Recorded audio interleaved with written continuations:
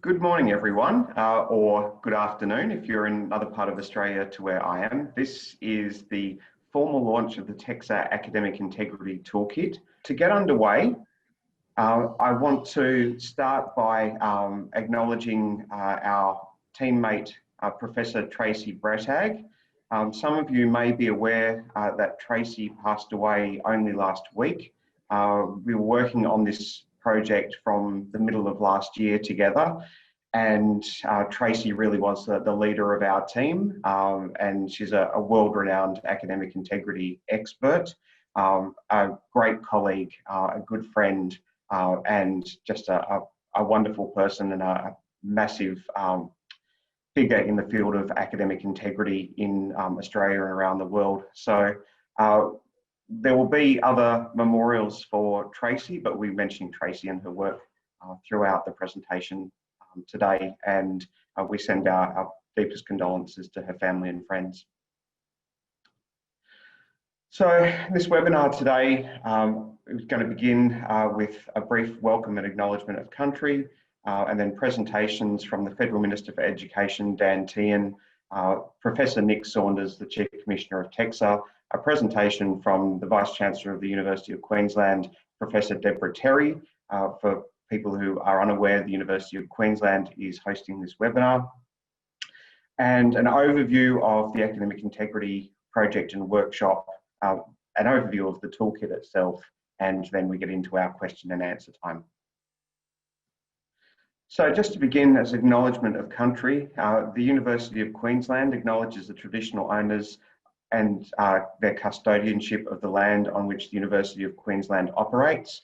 I'm speaking to you from the University of Western Australia in Perth, and I'd like to acknowledge that I'm on the land of the Whadjuk people of the Noongar Nation, and this is Noongar Whadjura.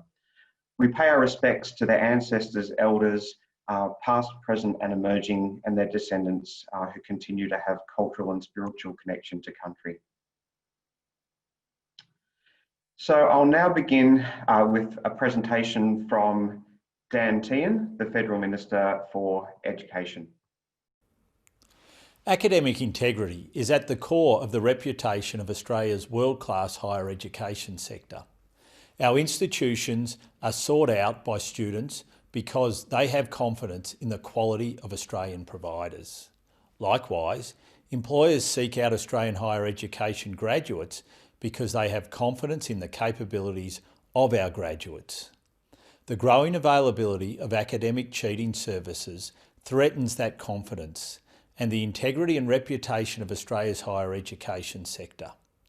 Our government is taking a proactive approach to strengthen academic integrity while instituting new laws to target those who profit from cheating services, an approach that reflects extensive feedback we have received from the higher education sector. Today, I'm pleased to be joining you to formally launch TEQSA's new Academic Integrity Toolkit, an educational resource for providers developed with $150,000 of Australian government funding.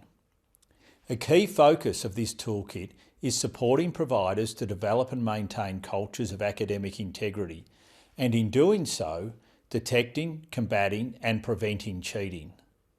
This toolkit is the culmination of months of work by the project team led by the University of South Australia Professor Tracy Bretag. I'd like to acknowledge Tracy's leadership, which builds on her previous work with TEQSA. The other key aspect of the Australian Government's approach is to strengthen the ability of TEQSA and higher education providers to combat cheating services. Last month, new laws came into effect targeting those who sell cheating services. The legislation makes it an offence to provide or advertise academic cheating services in higher education and can lead to 2 years imprisonment or fines of up to $100,000. The law targets the people who are making money exploiting Australia's students, the cheating service providers and advertisers, not students. Students caught cheating will continue to face the conduct and disciplinary processes of their individual institution. We are also making it harder for cheats to target students, with TEQSA having new powers to seek injunctions to block cheating websites and to collect and share information about these websites. To support TEQSA, we are establishing a new Higher Education Integrity Unit within the agency. The unit will work closely with the sector and other government agencies to implement the contract cheating legislation, among other things. I am confident that the new Academic Integrity Toolkit and our actions against cheating services will help to uphold academic integrity and the reputation of Australia's higher education sector. Thank you. Some important messages there from the Federal Minister for Education in terms of their support for academic integrity in the higher education sector, and particularly for people to pay attention to the new legislation prohibiting selling of academic cheating services. I'll now hand over to Professor Nick Saunders, the Chief Commissioner of TEQSA, who will say a few words. Thanks very much, Guy. And can I add my welcome to all the participants in this launch today. We've got over 500 registrants, which is really a testimony to the interest and the importance of the topic that we are discussing today, academic integrity. My thanks to University of Queensland as the co-host of this webinar, and to Minister Tehan and Professor Deb Terry for taking the time to speak with us today. And thanks also to the project team, Guy Curtis, Margot McNeill, Christine Slade, and of course, Tracy Retag, whose passing sadly last week has really created a great loss to higher education, not just in Australia, but internationally. And her passion and her vitality and her contributions in this field of academic integrity will be greatly missed. The roots of this project go back 6 years. When I first joined TEQSA, within a month of me starting, there was a well-publicised problem with an academic contract cheating service operating out of the CBD in Sydney, and affecting largely Sydney-based universities, but more than 1,000 students across Australia had some engagement with that website. And over the next couple of years, TEQSA interacted with the sector, seeking information from universities and other higher education providers about what they were doing in terms of the detection and prevention of contract cheating in particular, but also more generally in the promotion of academic integrity amongst both their student body and their staff. That information was analysed by Tracy Retag with the purpose of identifying good practice amongst higher education providers in Australia, but also to identify where there may be problems or gaps in our response to contract cheating in particular. And out of that analysis then came a couple of actions from TEQSA, first being the production of a good practice note on academic integrity, which Tracy basically wrote herself with the obvious support of colleagues around Australia.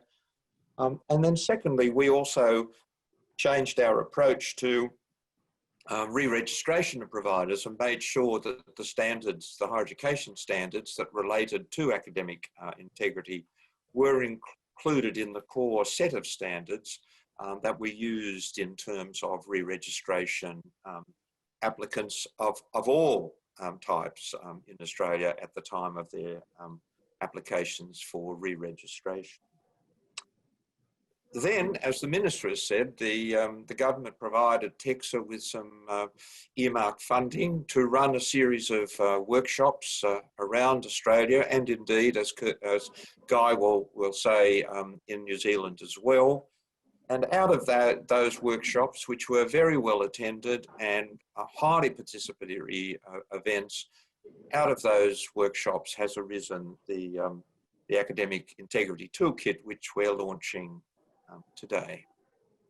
Of course, TEQSA's intense interest in the subject of academic integrity is really driven by our primary responsibilities to protect and promote the interests of students, and also the reputation of high quality for high quality of higher education in Australia.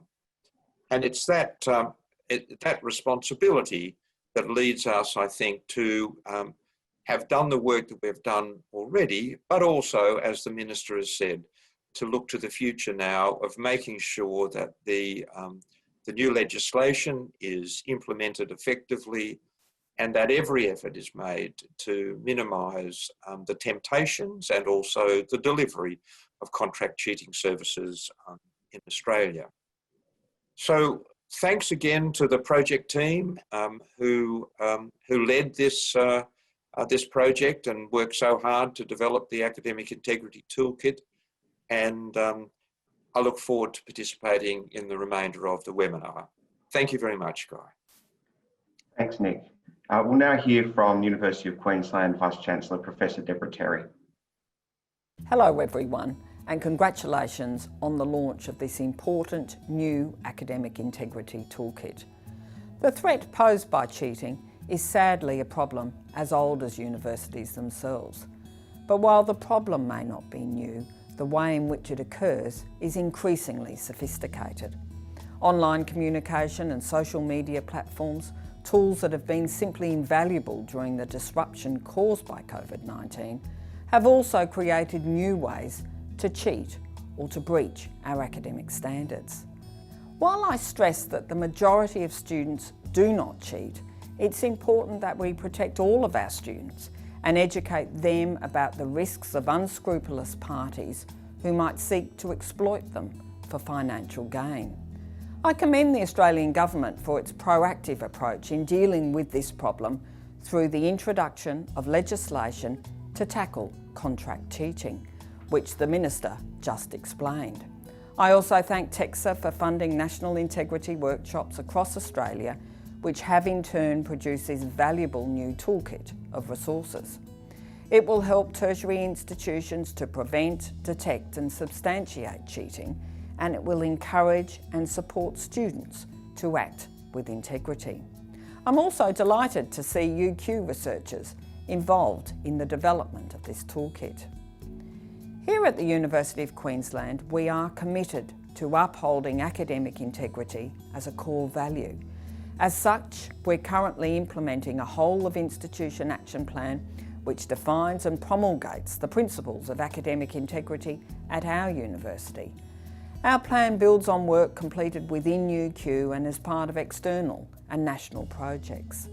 It presents 13 recommendations that embody strategies to enhance current academic integrity, prevent student academic misconduct, and respond more effectively when misconduct is identified.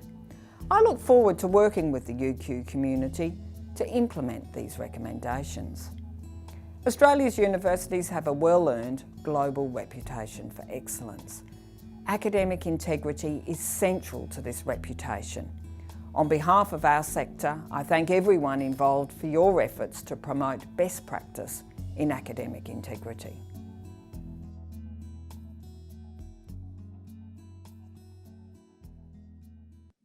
Thank you to Professor Terry for recording that video presentation for us today. And again, thank you to UQ for hosting this webinar. So I'm just going to give you a little bit of an overview of the Academic Integrity Project. The team who worked on this project, as we mentioned already, was led by Professor Tracy Brettag from University of South Australia and included Dr. Christine Slade, Dr. Margot McNeill and me. In addition to us as a team, we had really great support in all that we did, particularly from recently PhD graduated Dr. Catherine Nguyen, who managed a lot of the back end of things that we needed to do from the University of South Australia, from Trevor Murch Liepinen, who helped a lot with the graphic design, and from Kiata Rundle, who helped support our research and in fact ongoing research that we're doing out of this project. The remit for this project was for us to develop and deliver 19 workshops across Australia. There were a few in major cities of Sydney and Melbourne, but apart from that, we travelled all over Australia from Queensland and the Northern Territory down to Tasmania, Victoria, South Australia and WA. In presenting these workshops, we engaged with well over 450 people who attended them, and we had a wonderful time doing that. And interest in this project and what we were doing came from New Zealand as well. So Margot and Christine ended up going and presenting 2 workshops in New Zealand in addition to the ones in Australia. We've also delivered 2 webinars. I should say half delivered one, because this is one of them, but the other is a critical friends evaluation of the initial development of the toolkit, which I'll mention again in a little while. And of course, in addition to the workshops, our other remit of work was to work on the toolkit, which is what we're launching today. So as I said, we travelled far and wide across Australia, but we also, as the little newspaper article shows, got some good media attention for the project, but more importantly for the concept of academic integrity, emphasising to the sector and to the general public TEQSA's commitment to academic integrity and the Australian university sector's commitment to academic integrity more generally. As I said, we had some wonderful workshops full of wonderful people who gave us lots of helpful feedback and examples of their own good work and good practice, some of which has ended up in the toolkit, which we'll be talking about as we go along. So as you can see in the top right, there's Margot and Christine with a colleague in New Zealand and a New Zealand presentation. And as you can see, we had rooms full of screens and rooms full of people and rooms full of screens that eventually filled with people in many, many locations. So to tell you a bit about the development of the toolkit, we had a few things that we had to do and a few things that we could do as a result of this project. One was to cover the remit that was given to us by TEQSA, which was to help develop resources that would help create a culture of academic integrity and foster a culture of academic integrity in higher education institutions in Australia. What we did in putting together the toolkit was a number of things. One was to curate existing resources and bring them together in a handy central location. So those of us who worked on the project, all of us having done research in academic integrity, and Tracy in particular having worked on lots of projects around academic integrity, knew a lot about existing resources and where they could be found and which ones were high quality so that we could bring those together. In addition, we created some new resources based on need and demand for things that were identified as being issues or part of the project, but weren't necessarily there or are there in the form that the sector needed. We also sourced some new resources from other people, including in many cases, case studies of good practice that we saw when we were out across Australia presenting the workshops. In addition to this, the people who attended the workshops let us know about their needs in academic integrity. And 2 things in particular really stand out from that to me from my memory of the project of late last year, which was the need for some guidance in meeting the TEQSA standards for academic integrity in terms of policy benchmarking and evidence, and how you can investigate potential engagement in contract cheating by students. So we have some particular resources around that, which we'll tell you about as we go along. In order to make sure that the toolkit was functioning well, we had a beta launch with feedback from critical friends attended by, which was our other webinar, and that was attended by about 70 people who gave us and TEQSA some really good feedback on the functionality and ability to interact with the toolkit. And even before today, and the formal launch of the toolkit, that beta version of the toolkit has had over 2,900 hits on the website. So to the toolkit itself, there's a few links through the TEQSA website that will take you to the Academic Integrity Toolkit. But the easiest and most straightforward one is the one that's on screen now, www.teqsa.gov.au/toolkit. That link will take you forward eventually to this nice little graphic here, which gives you 4 quadrants, and those 4 quadrants on the website are clickable. For the purpose of this webinar, we're not sharing the website, we're sharing screenshots of the website and bits and pieces from it, but certainly the toolkit is a functioning website that you can go and check out and explore for yourself, and we certainly encourage everyone to do so. So these 4 quadrants cover the workshops and information from there, contract cheating, policy and benchmarking, and other resources. I'll hand over now to Christine, who's going to talk about the workshops component of the toolkit. Thanks, Guy, and hello, everybody. I was just thinking as Guy was talking there how much the workshop was a collaborative experience across the sector, and how we've matured as institutions in sharing practice and being willing to share the good and the not so good about academic integrity with each other.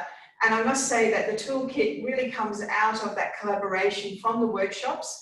The team met after the workshops was concluded, and we were very keen to actually incorporate a lot of the things that you had said and advice and practice we hadn't actually had before, so that we could develop a toolkit that was really useful for you on the ground.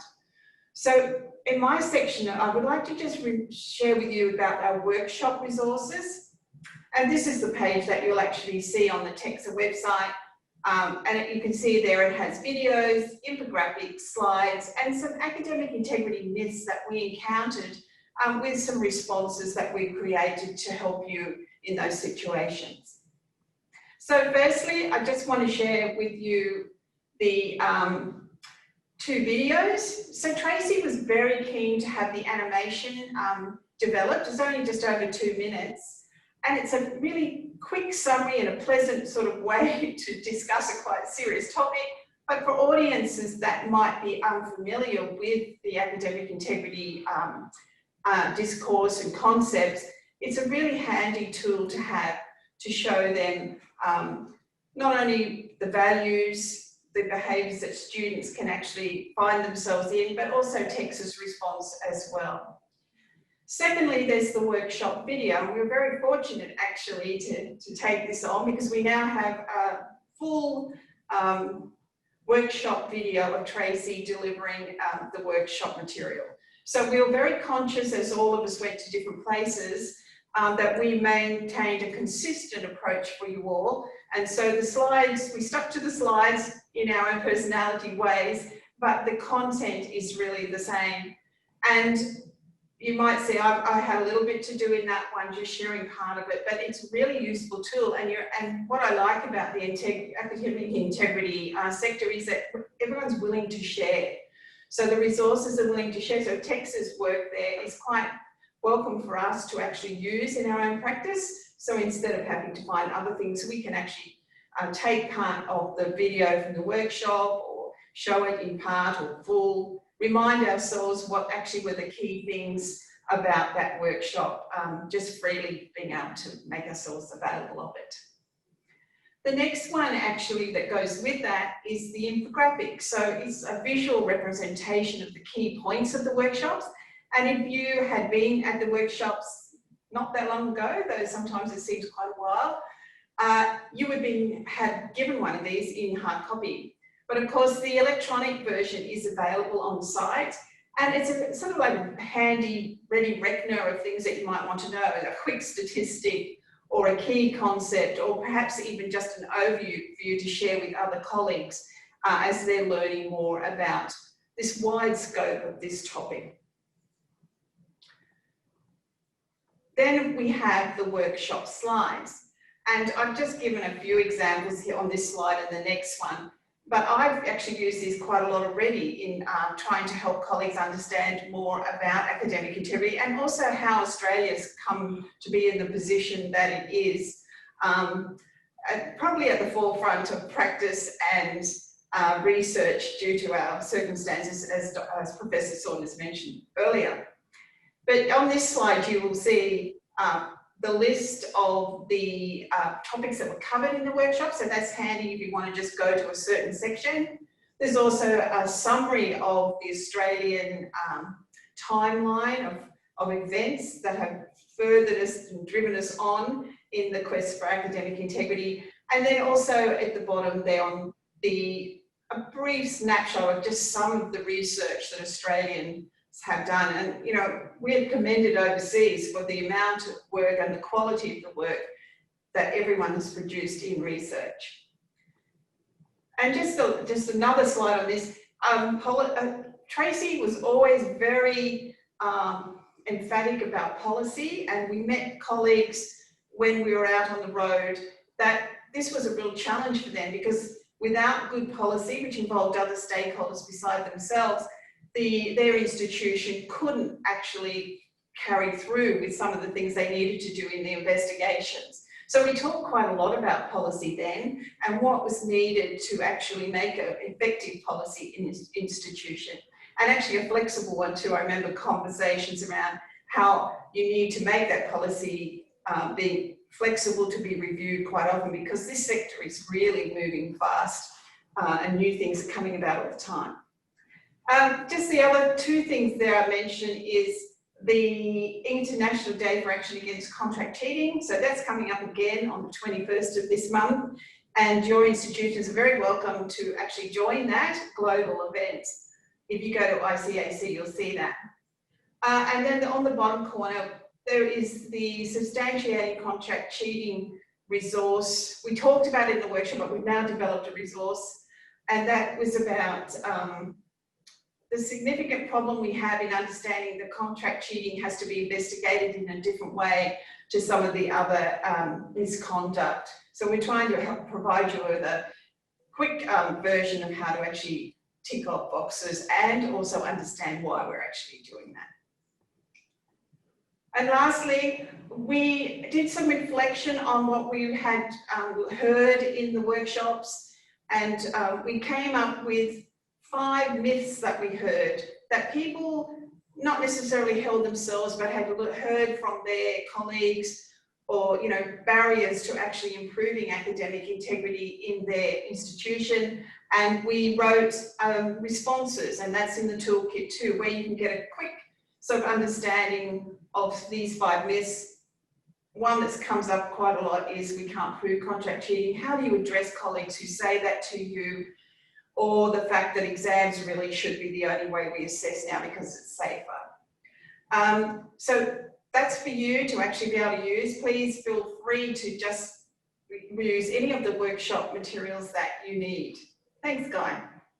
Thanks, Christine. I'll now hand over to Margot to talk about the policy and benchmarking section. Thanks, Guy, and hello, everyone. I'm just going to briefly explain a few of the components in the policy and benchmarking section. As both Christine and Guy mentioned, we met some fabulous people on our travelling roadshow.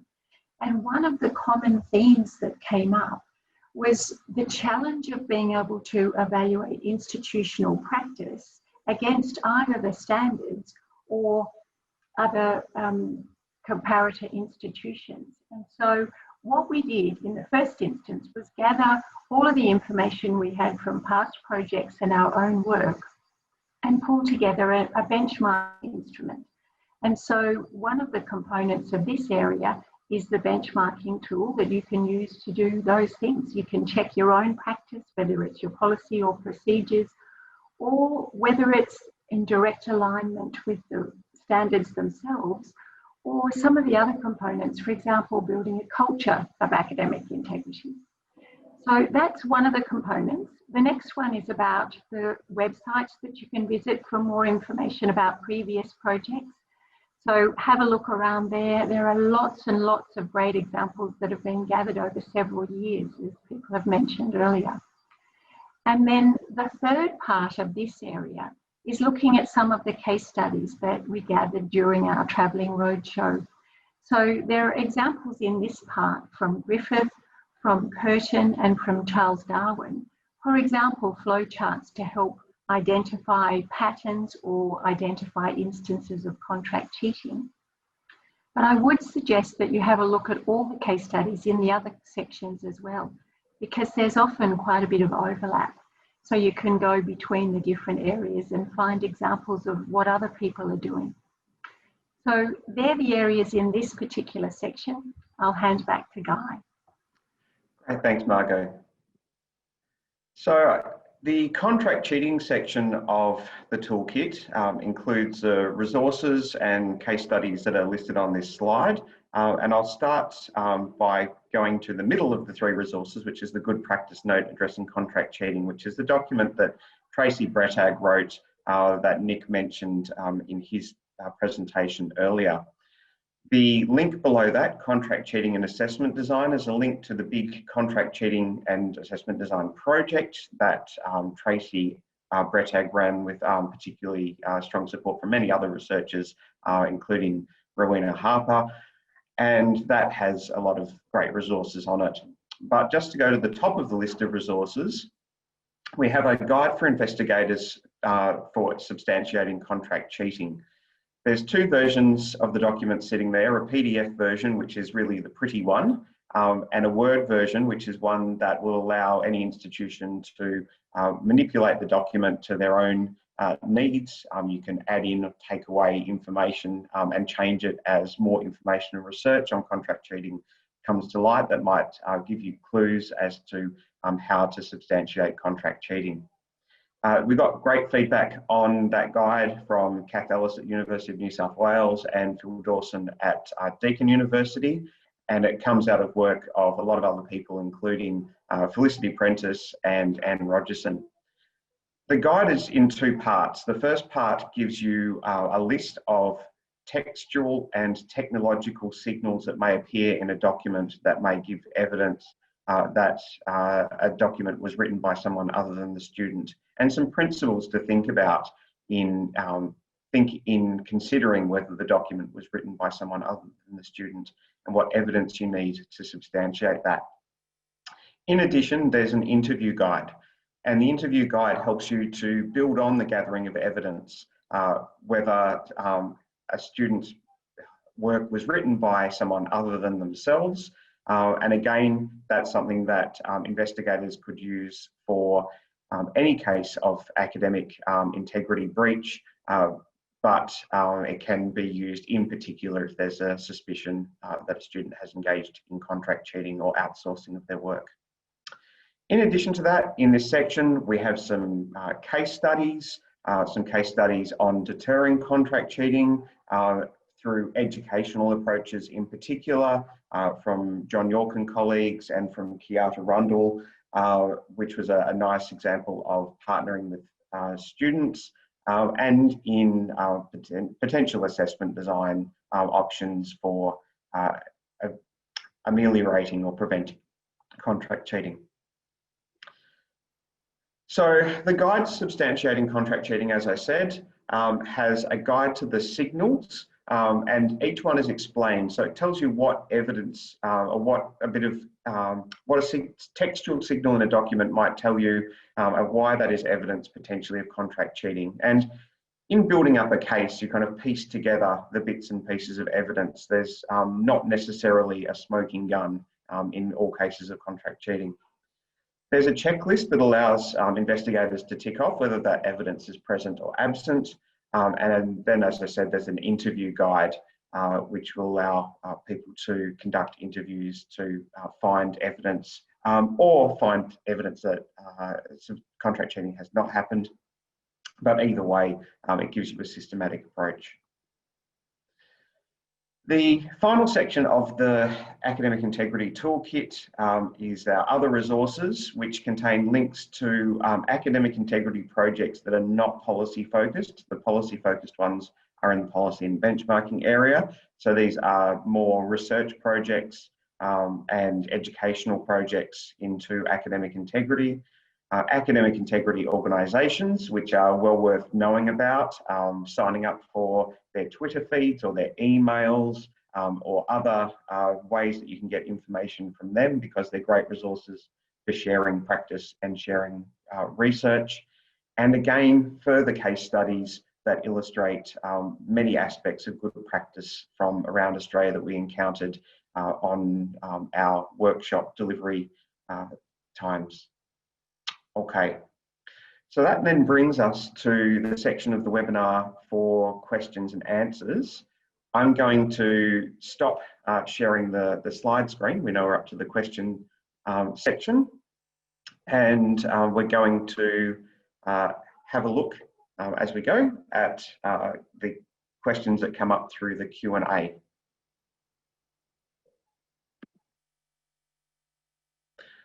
Okay, so we have 3 questions sitting on the Q&A.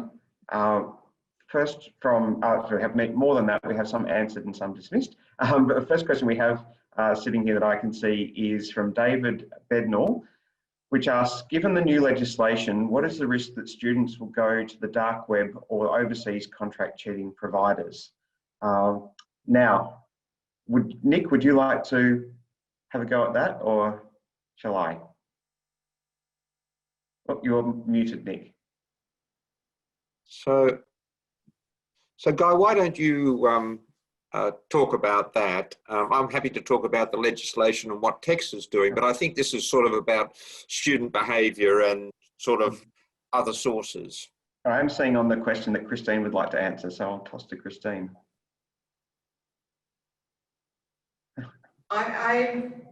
No, that's not true, actually. Okay. Go ahead.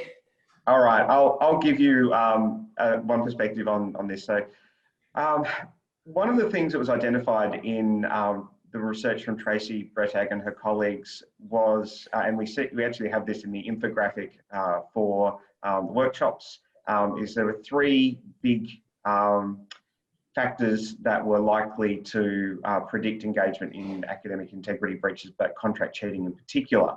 One was having English as a second language.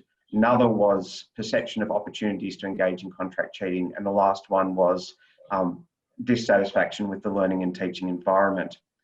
Now, the opportunities to engage in contract cheating is one of the things really that the new legislation focuses on. So what it does is allows TEQSA to block websites that are providing academic cheating services and to prosecute websites that are providing academic cheating services. And the blocking in particular, because that can happen potentially at an internet service provider or national level, will reduce opportunities for students to engage in contract cheating. Now, some students may, if they're desperate to cheat, work around that in some way with overseas websites and VPNs and such things like that. But what my friend Joe Clare, who's a criminology researcher, will tell you is that every barrier you put in the way to people to stop them engaging in an opportunity to do the wrong thing will stop that behaviour to some extent. So yes, no system is perfect, but certainly it will help, would be my guess. Okay, the next question I'm going to go to from anonymous attendee. A 2020 article, Mapping the Landscape, points to the need for values-based education approach in addition to technological approaches, e.g. focusing on referencing. Is there a plan to provide institutions with an awareness-raising collateral resources, e.g. video bites that will help that values conversation? I'm happy to have a go with that one, Guy. So thanks for that question. I think that's a really important one. And what's helped me with the values versus the restriction approach to academic integrity has actually been Phil Dawson's work in Cradle about separating academic integrity from assessment security. So we have both ends. We have the values and we have ways that we're trying to stop students behaving in a misconduct way. I think firstly, that's quite helpful for people to understand.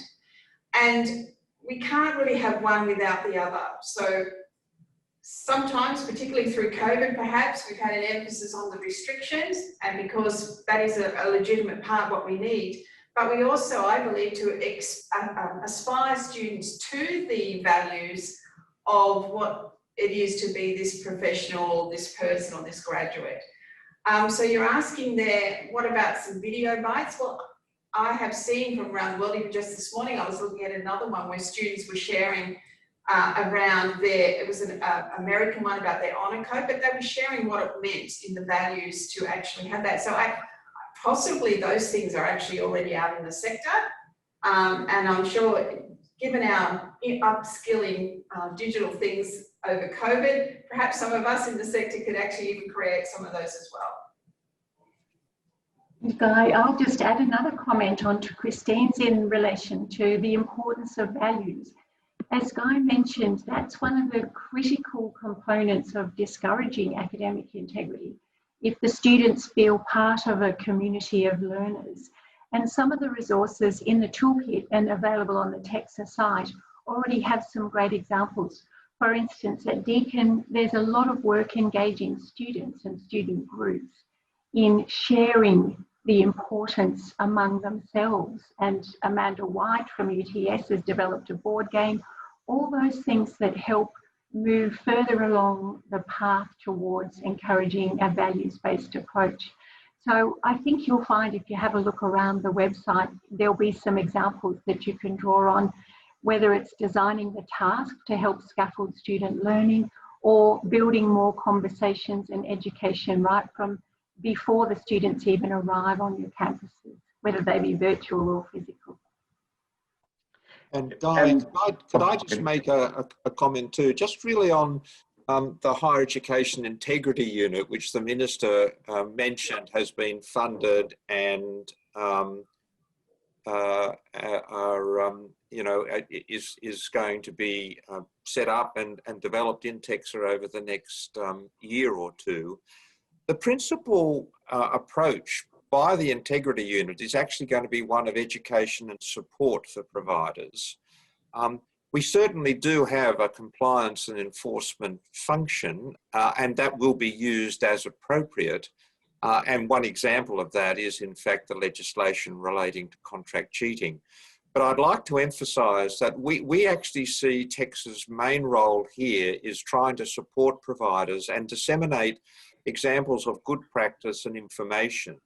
So just as we did when COVID hit, assembled and then helped curate a set of resources around online delivery, we'd welcome examples of materials, be they video clips or whatever, sent to us by people as they discover those, and we would do our best to then assemble those that we consider to be, exemplars into some sort of resource which higher education providers, student associations and the like can in fact actually access. So we're in the business of trying to promote values education as much, if not more, than we are about trying to shut things down. And certainly some of these kinds of resources were mentioned in the workshop too. So educative programs that help students understand academic integrity, such as the EpiGM modules that Tracy Bretag was involved in developing, the ACE program at University of Western Australia. So again, looking through the workshop materials, you encounter some of those things through the toolkit. What Nick was talking about actually very nicely throws to the next question I've got on the feed here, although that just disappeared as I scrolled down to it, which was from Cara, which is there much focus on remote online delivery? And I'll start answering that, but I then will throw, I think, to Margot, who knows more about other resources here. But the Academic Integrity Workshop Project and Toolkit development is a project that started before the coronavirus pandemic. And as a consequence, we were, in many cases, doing things around what had been business as usual. As that situation changed, because we're developing the project into early this year, we sourced some additional case studies on practice in switching to online learning and protecting academic integrity in that environment. But TEQSA have also sourced and produced a great number of new online resources, as Nick mentioned, webinars, including one that Margot's involved in, and hence I'll hand over to Margot to tell you a bit more about those. Well, comments about you, Guy. That was fantastic that you summarised those aspects so well. In response to Cara's question, yes, we felt like the complete lurch to online delivery came almost at the end of our resource development phase. But I would say that when we were doing the components of the research and looking at what we would include in the toolkit, it was always intended to be independent of the mode of delivery, because some of us have been working in online education for a long time, and so the principles around, for instance, effective assessment are going to be the same however it's going to be delivered. But we did then commission a couple of additional case studies so that we could particularly focus on the online delivery that has been sort of enhanced and sped up by the COVID-19 situation. I would also say go and have a look at the TEQSA website on online delivery. Plenty of institutions have had requests from TEQSA, for instance, to analyse how they have gauged their student success or student satisfaction as part of these changes that they may have recently made. So have a look at those suggestions. And what I would say is a cautionary note is to make sure whatever you do in this space, you need to report that through your governance processes. So for instance, if you have changed some of your assessment strategies, which many institutions have, and if you have noticed some differences, for example, in the number of academic integrity breaches or the severity with which you've encountered those breaches, then make sure you capture that and report it through your governance processes, because if you have some kind of a continuous improvement loop, those governance committees can then look forward to the next phase, which will be, well, what happened? Did you go back in and review those assessment instructions, for instance? What did you do in terms of the education process for the new students or students moving from one mode of delivery to another? So I would encourage you to think about these things holistically. There are always lots of different levers to pull, and good design, building learning communities, they're all the sorts of things that discourage academic misconduct, whether it's online or offline. Thank you. Okay, I'm going to go to the next question, which is from David Morgan, which is, which just scrolled down as I started to read it like the last one did. Is there any intention by TEQSA to keep these resources up to date as new issues and research emerge? I'll go to Nick, I think. So, Guy, the answer to that is yes. Obviously, we will do our best to keep them up to date, but we have been talking about developing communities of practice, with TEQSA having a role in perhaps coordinating some of that work. And I'm sure, given the interest in academic integrity and contract cheating, both nationally as well as internationally, I'm sure that we will be able to find an effective way of making sure that as developments occur, they'll be picked up and can be added to the resources available through TEQSA and its website. The next question, which is from Catherine Seaton, is along similar lines, asking whether it will be an evolving set of resources. For example, the contract cheating guide does not yet address non-text tasks.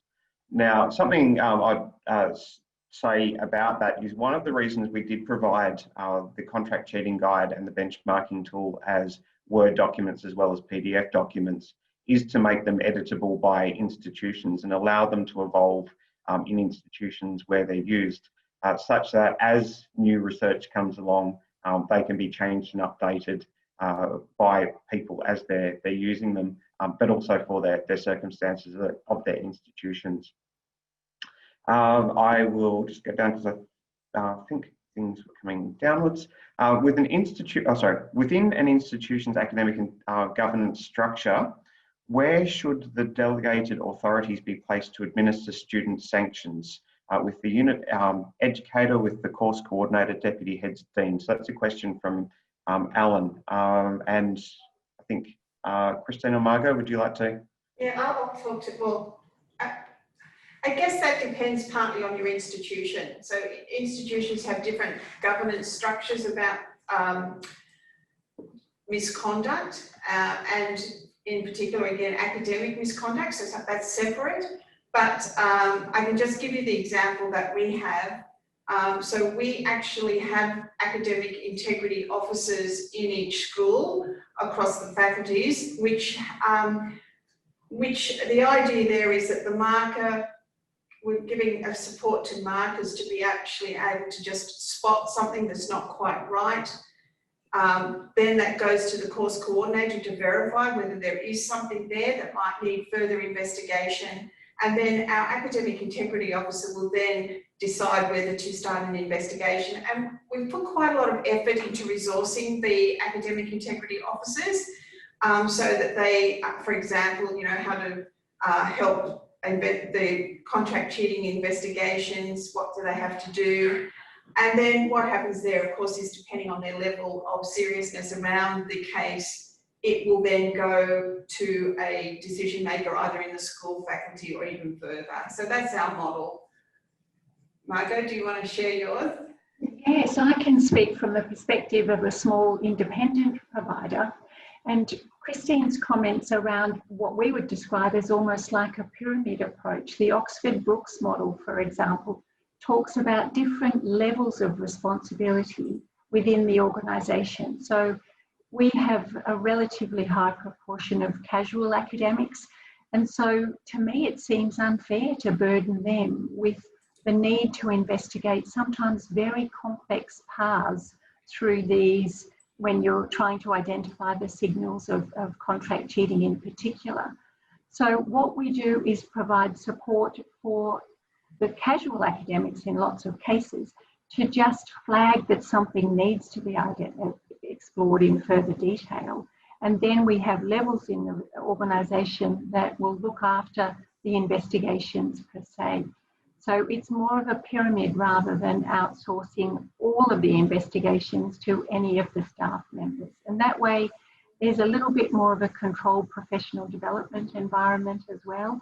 And things like the roles and responsibilities in contracts for the permanent staff would have more of a focus on investigation if they're in the academic leadership role.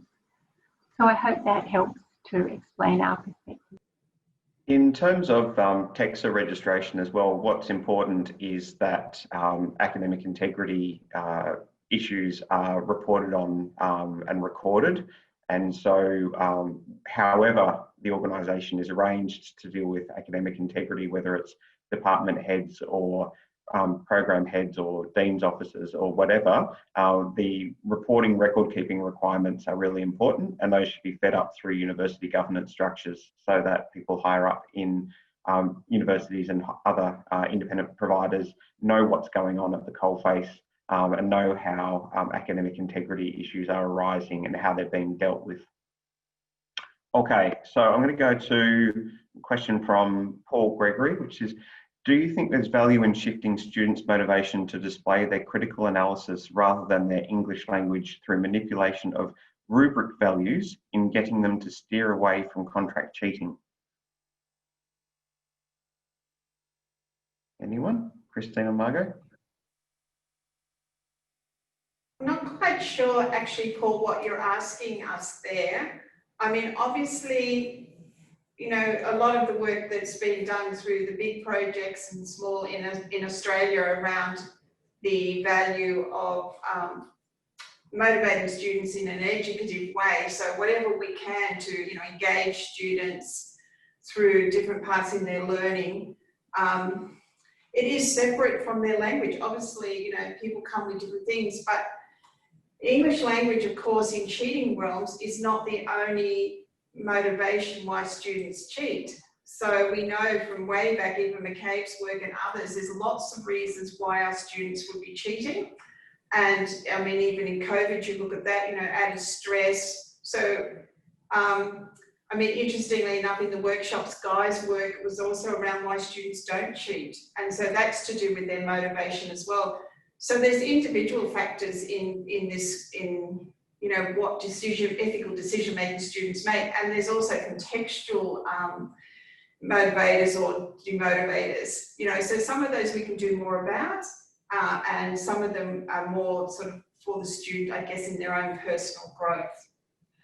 So I would support, you know, definitely we want to be teaching students in values and, you know, the skills they need to be the professional. You know, you wouldn't want to be always focusing on the negative, and we want to create that teaching and learning environment that engages students. And actually from Tracy's big project and Rowena's, you know, that students who are dissatisfied with the teaching environment might tend to look more to cheating. So yes, it's a big question. If I'm understanding what you're saying, they're right about how we should be approaching all the different parts of academic integrity, and certainly we should be motivating our students to learn. I would just add, Christine, about the importance of alignment. So to this question, again, I'm trying to explore what was intended. I think if there's genuine alignment between the levels in the AQF, where the higher up those levels a student is learning, it should be that there's more of a focus on critical analysis, for example. And then the course level learning outcomes should be aligned with the subjects, which should be aligned with the assessment tasks, which should be aligned with the rubrics themselves.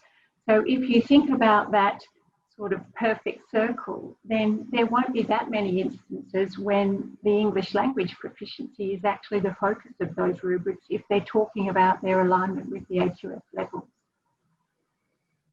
Okay, I noticed that we're coming up to our scheduled finish time of, in my case here in Western Australia, 10:30, and later elsewhere. We will stay online to answer more questions for a while. I think that all of us have the capacity to do that.